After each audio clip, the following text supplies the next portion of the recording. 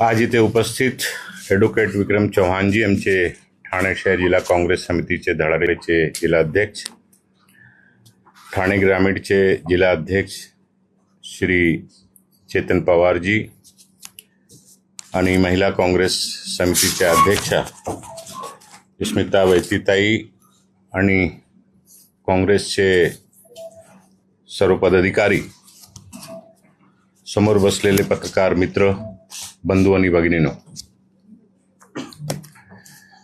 आपण सर्वांना माहीतच आहे की गेल्या आठवड्यामध्ये अचानक 72 तासापूर्वी भारतीय जनता पक्षाची मोदी सरकारने विशेष अधिवेशन 2 दिवसाचा बोलवला आणि त्या अधिवेशनाच्या बातमी अशा प्रकारचं लीक करण्यात आला मीडियाला की हा विशेष अधिवेशन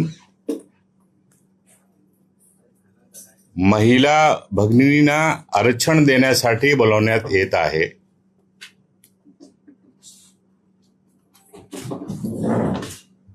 जर मोदी सरकारनं महिला भगिनींना आरक्षण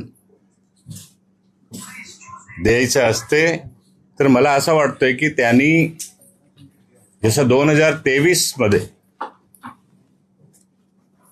सर्व पक्षी नेत्यांची बैठक बोलवली असती, चर्चा केली असती, बिलाचं स्वरूप काय असणार आहे त्याच्यावर चर्चा केली असती आणि समर्थन मागितलं असतं तर काहीतरी या अधिवेशनामध्ये सिद्ध झालं असतं. परंतु मोदी सरकारला महिलांना आरक्षण द्यायचं नाहीये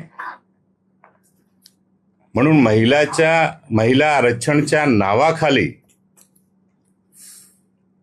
चोर दरवाजा ज्याला आपण म्हणतोय तशा कायद्यामध्ये संशोधन करण्याचं बिल त्यांनी आणलं.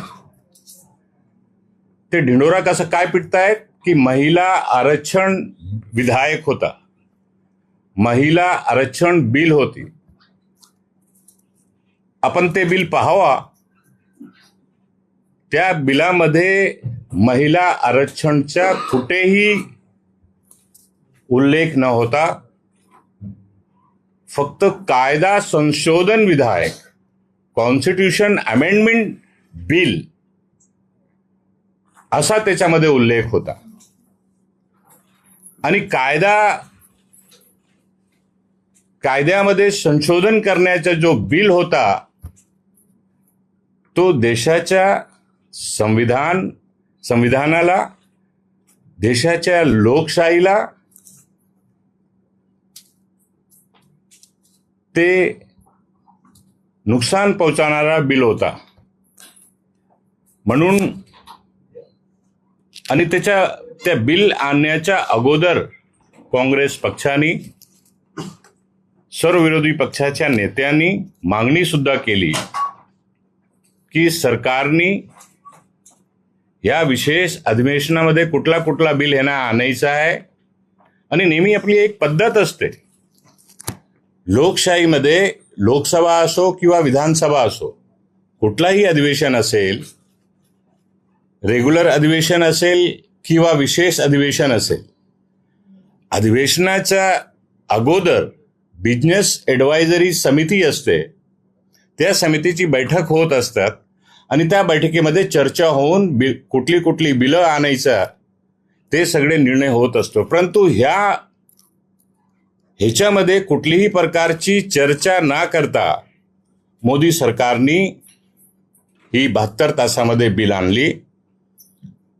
कायद्याला धरून हा बिल न होता, लोकशाहीची हत्या करणारा बिल हा होता.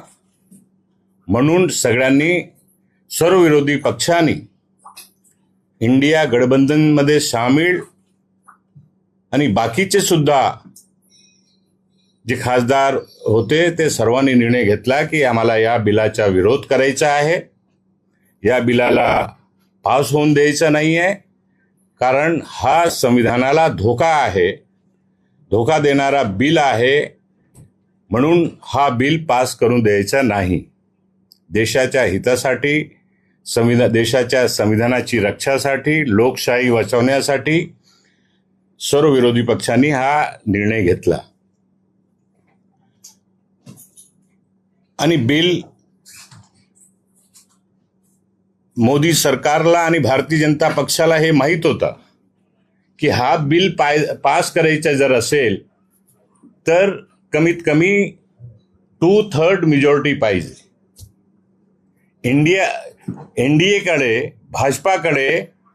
भाजपा गठबंधनकडे तेवढी संख्याबळ नसताना आणि विरोधी पक्षाला विश्वासात न घेता तो बिल त्यांनी जाणून बुजून आणला की ही बिल पडू द्या, बिल पास होऊ द्यायचं नाही.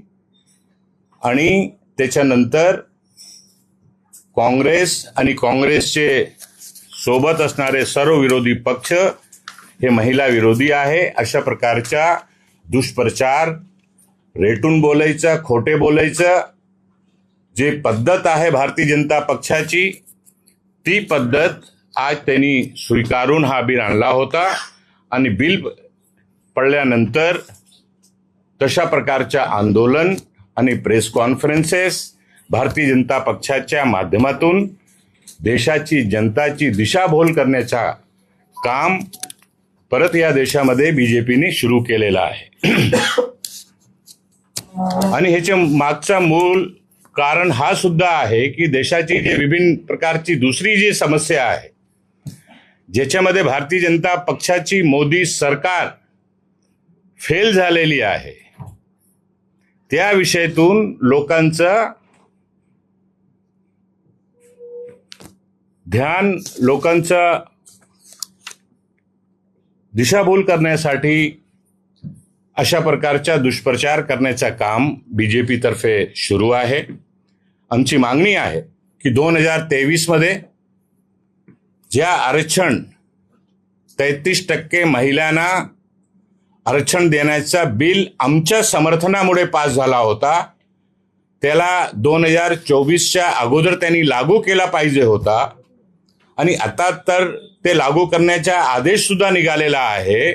आमची मागणी आहे की 2023च्या 33% महिलांना आरक्षण देण्याचा जो कायदा आम्ही लोकांनी मिळून पास करून घेतलेला आहे त्याला ताबडतोब मोदी सरकारने लागू करावा आणि लोकसभामध्ये सध्याच्या जो परिस्थिती आहे त्या परिस्थितीनुसार आरक्षण देण्यात यावा, ही आमची मागणी आहे.